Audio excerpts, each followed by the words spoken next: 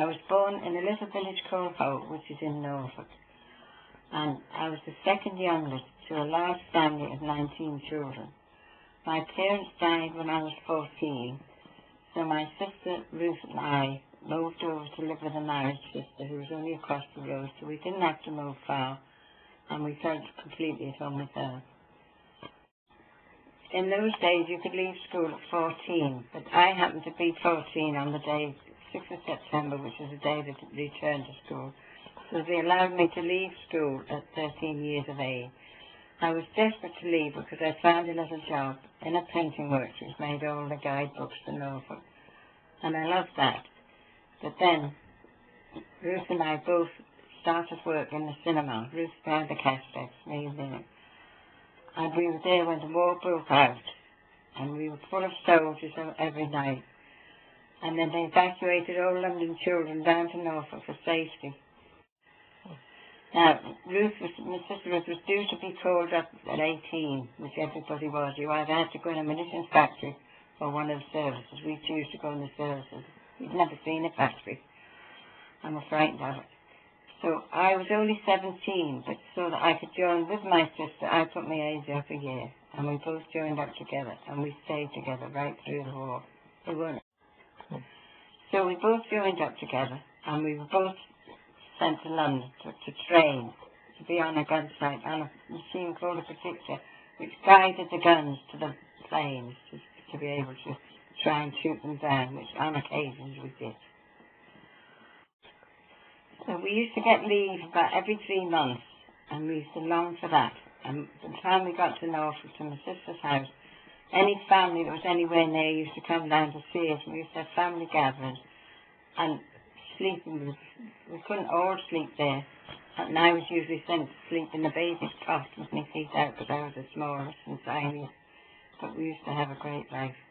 And for a long while, we were in Richmond Park to start with, and right on the outskirts, so it was really lovely. Then at some time, because we were the first mixed battery to ever be formed, working with men and women together, we were asked to go over to visit the Queen wanted to inspect us all, and they picked me from our gun site to go. So I went into London, and while we were waiting for the Queen Mother to inspect us, it was absolutely teeming down. But she did stand right in front of me and say, "Oh, my dear, are you absolutely soaking?" Which I was, quite different. "Yes, ma'am."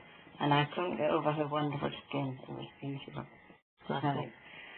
So when the Doodlebugs came, and that was the only time I was really frightened, because it sounded so awful for them to say, "There's pilotless planes comes over. We don't know anything about them. Never heard of them before. You must all be aware. We think they're on the way." And one came right over us, and we happened to shoot it and make a hit. But because they were these pilotless planes, it just sent the engine on and whatever all wrong. It twisted round and round and round and came down on the gun site. And because I didn't know where my sister was at that moment, and I was running all around screaming for Ruth, and she was doing the same for me.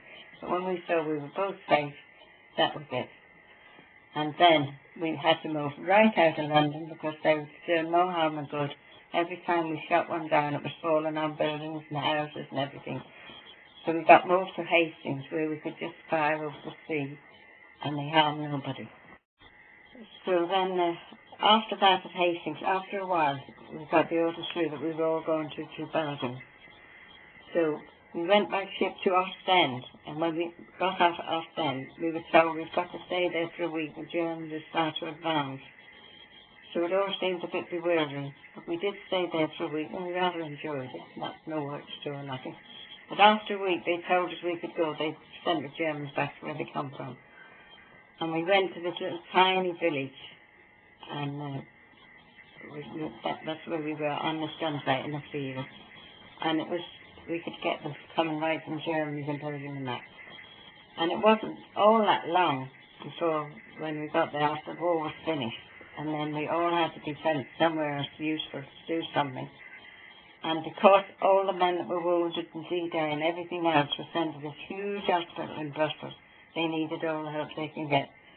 So that was where we all went, to the hospital in Brussels, for the last year of our army life. The memory I do have is being on the gun site. We were on nights, and that after midnight, that was then my 21st birthday.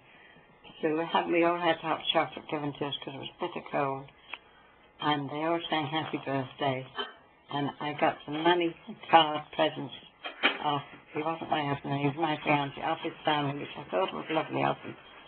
And next day we did all get out and have a drink, so that was my 21st.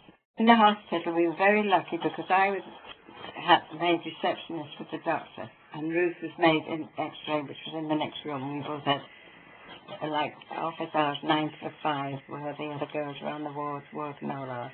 So we were extremely lucky, and they were bringing down the wounded men from the second front, and some of them, all the pilots' faces were burned, some of them couldn't speak, and the most horrible thing to take a particular hospital.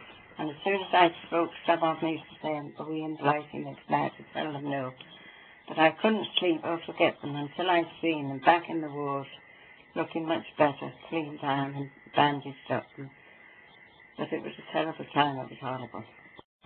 Lord Ho-Ho was the last person to be hanged for treason during the war, and one stage at the hospital, his wife was brought in with an abscess on her back, and she obviously was a lady, but she didn't look it then. Her throat was all raggedy, her hair was all lank and greasy and horrible, and I felt terribly sorry for her. And she had no bath or nothing, and the doctor asked me, could I arrange for her to go in the hot bath after this abscess good. And I took her up and gave her a lovely hot bath with all the perfumes and shampoos and everything we could find. She was truly grateful and thanked me profusely and said to me, "Please tell me, have you had any news of my husband?" Which I truthfully hadn't then, so I just said, "No, I'm sorry I haven't." And I couldn't keep her long because the guards were waiting at the door for her to go back, and back she went to the police camp. This war changed my life completely because he wasn't my husband then, but he was stationed in Norfolk, and we got together and fell in love. But eventually he was sent to Burma Jungle as a special forces in that's sworn to secrecy and everything else like that. And I didn't see him for 4 years, and he couldn't write to me from the jungle. I could write to him, and they were dropped into the jungle, our letters. But his mother used to get a letter every month from his officer to saying that he was alive and well, and she used to send it on to me. But that was 4 years without seeing each other. And, of course, he was from Liverpool, and he loved Norfolk, but naturally he wanted to come back to Liverpool. He still had his parents and all his family. My parents were dead, and he said, in Norfolk, if we lived there, all my children would want to go away to work because there was only land or anything like that in Norfolk. And his arguments won me over at last, so I came over to Liverpool to live, and I've stayed there ever since.